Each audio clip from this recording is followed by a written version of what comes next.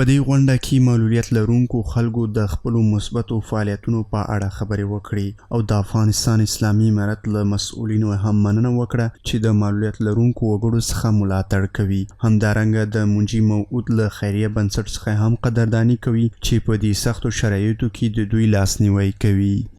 این همه نشان دهنده آن است که مؤسسه اجتماعی فرهنگی منجی موعود توجه ویژه به اقشار بی‌بضاعت به شکل شفاف و عادلانه روا داشته. دغه راز استاد سید حیدر هاشمی له معلولینو سره په لیدنه کې وویل چې د معلولینو لاسنیوی د ټولو خلکو مسئولیت دی، نو باید لاسنیوی وشي. باید به عنوان یک عشق به انسانیت به معلولمان خدمت بکنیم.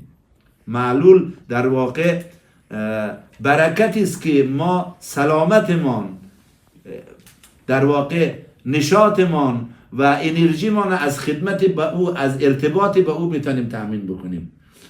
ما باید عمر را به عنوان یک سرمایه‌ای بدانیم که لحظه لحظه از ما گرفته میشه. ان الانسان لفی خسر. او بخشایی برای ما میمانه که این زیبایی ها را داره. دست معلولی را گرفتن، دست دانشجویی را گرفتن، دست مادری را گرفتن، دست یتیمی را گرفتن. اینها سرمایه های اصلی ماست. د یادونې وړ ده چې د دې غونډې په پای کې د افغانستان د نابینایانو بنسټ لخوا سید حیدر هاشمي ته تندیس ورکول شو.